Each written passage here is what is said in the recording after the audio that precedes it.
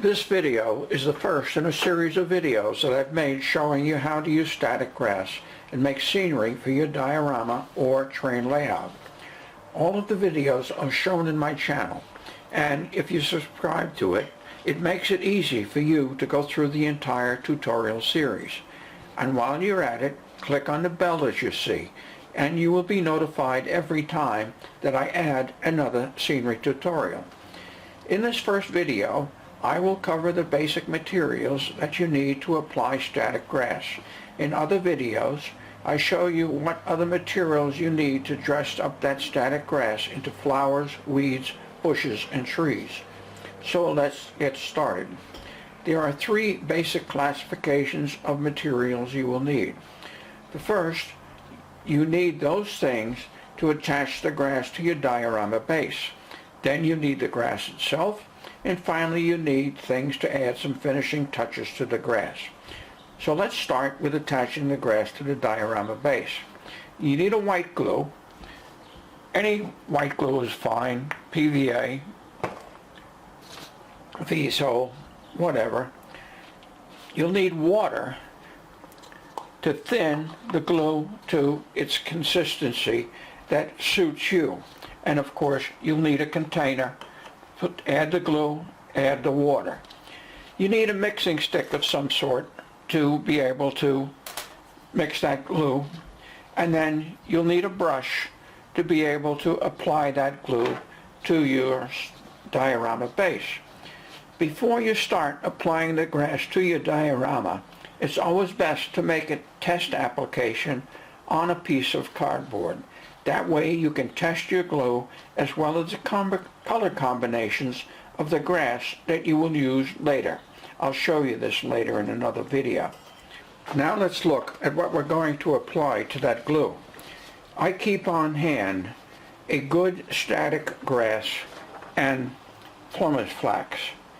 I apply the static grass with a static grass applicator and or my fingers. How I do that will be covered in a future video. I apply the flax by hand when it's necessary for me to make tall weeds in the grass that I am laying. You can choose the colors that you wish, but be sure to include beige colored grass. That grass will be used as a base to represent the dead grass that you will find in a field. I keep on hand a large selection of different colors and different lengths. This is just a few shown for the video. I have a large selection. If your scenery is to look like the Queen's lawn, you don't need such a selection. But if you're modeling fields and uncut lawns, wire trees, bushes, flowers, you will need different lengths and different colors. Have some dust in a jar covered with a nylon stocking. The jar will act as a shaker, and you can apply dust over the top of the grass that you've laid to fill open areas and add some definition. A container of dirt is also appropriate. I make my modeling dirt and dust from potting soil. I put the potting soil in a blender and blend it down to the grain I want. To make a very fine dust, I have a very small blade type coffee mill. That mill makes great dust, and I can use it to make very fine flock from sponges, leaves, weeds, and whatever. And then there are some working tools that you will need. A straw to move grass around. A toothbrush to dress the grass where necessary.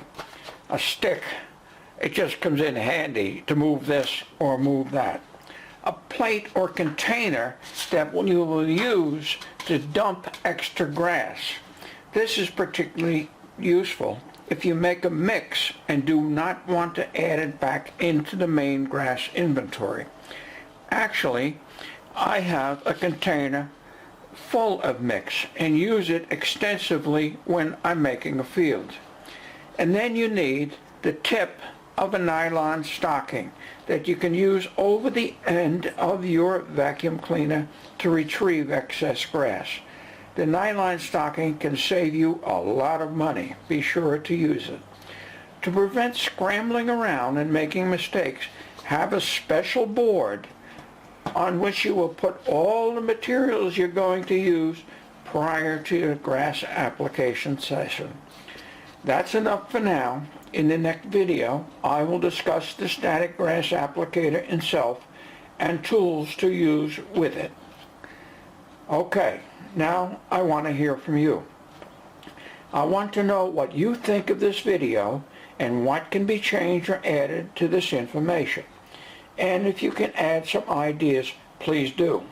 Leave everything in the comments below for everyone to read. I will read them too and respond quickly. And if you're not subscribed to the World of Rail channel yet, you are definitely going to want to do that so you don't miss anything. Just click on the subscribe button and click on the bell so that YouTube notifies you when new information is posted. Thank you for watching, and do take time to look at the information below.